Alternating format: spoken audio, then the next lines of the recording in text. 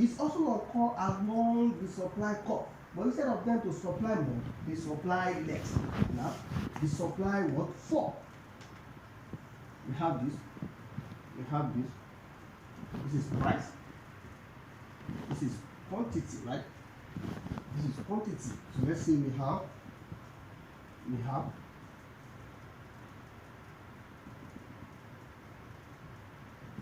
right? We have this, right?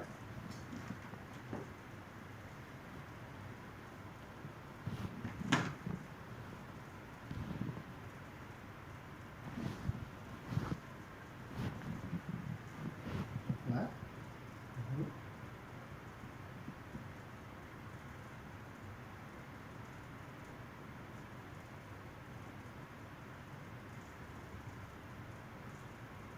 Right? So this time around we have P2 to P1, right? P2, or let's say P1 to P2. So this occur here, and we also have it. This will now be Q2 to P1. When we have this is also a movement along the supply curve. You can see when we have the equilibrium here, then it moves from here to here. And what's happening here means that as a result of the decrease in the price of the product itself, that make the producer or the firm to supply less of that product in the market. To supply less of that product in the market.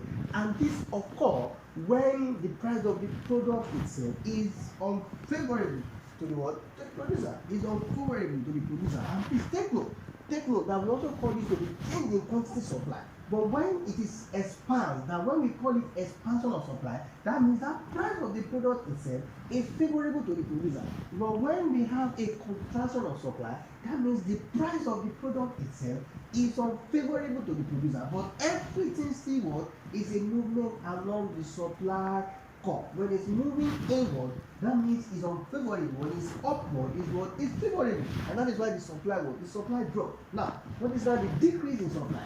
Decrease in supply.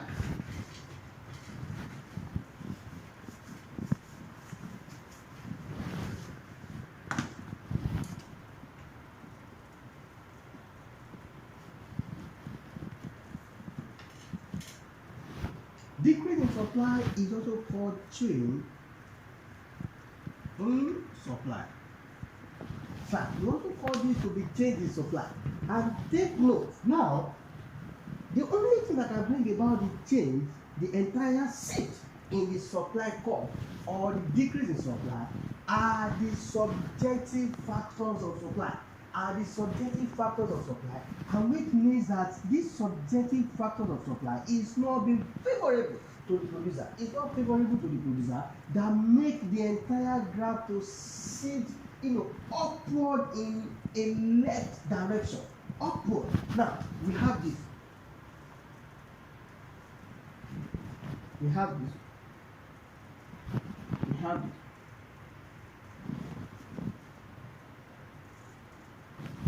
Let's see, we have.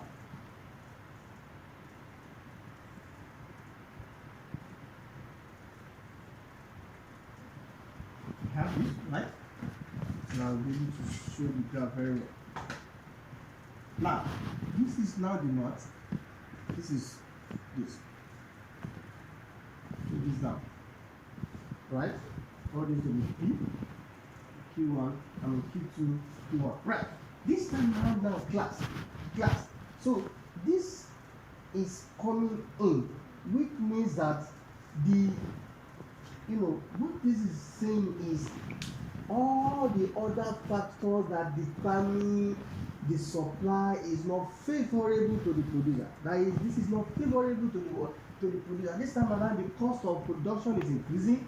The technology is not favorable to the producer. The economic environment is not favorable. There are a lot of competition. The government policy is not favorable to the producer. That make this to what sit in. So when we experience the entire shift in the supply curve, it can only occur when we have a change in any of the subjective factors. But when there are movement along the supply curve, this happens when there are favorable or unfavorable in the price of the product itself.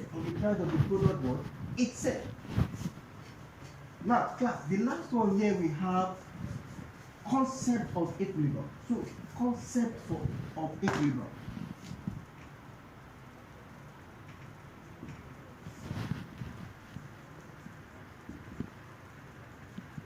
Class, let us introduce ourselves to what we call equilibrium. Now, the last class we talked about the demand side, but today we are talking about the supply side. So the concept of or the equilibrium is a Latin word, and the equi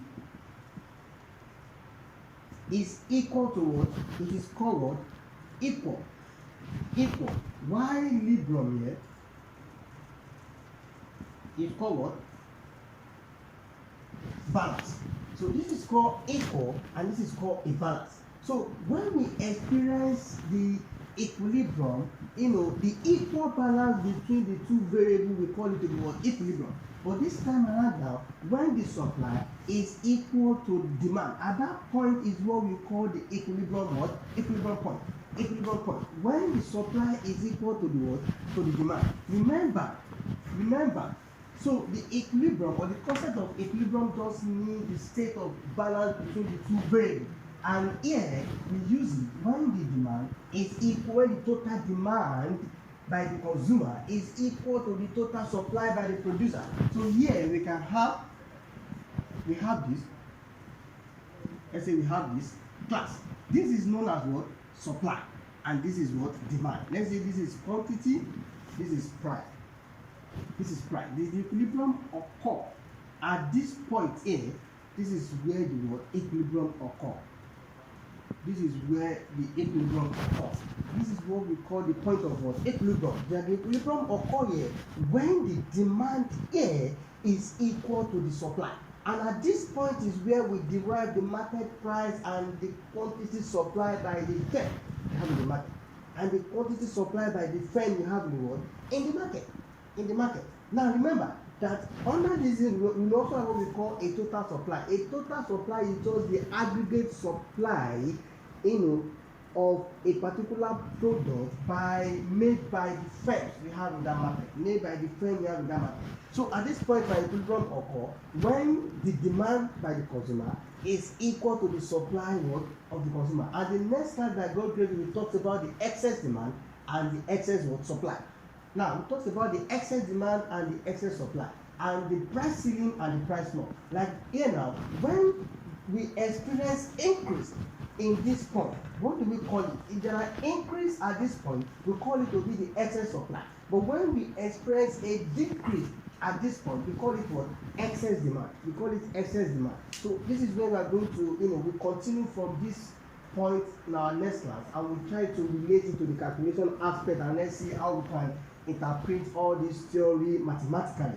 You can also get a value to interpret all this theory mathematically. For you to study economics, you must be able to know you must be able to explain the economics theory, in a statement graphically, and to use the mathematics to illustrate your result. So the next slide by God's grace, we'll be talking about the mathematical aspect of it, and also explain what the excess supply is all about, the excess demand, the price ceiling, the price floor, and what are the importance of this thing to the consumer and the importance of this thing to the producer. And let's see how we can link this together to achieve a better life. So class, I hope you enjoyed this one. Please don't forget to subscribe to this channel and comment for us to know where we are expected to amend and where we are expected to adjust, right? So just comment and subscribe to the channel, and also please try to introduce our channel to your colleague, and try to introduce our channel to your colleague as we are enjoying the subsequent video on the basic economics aspect,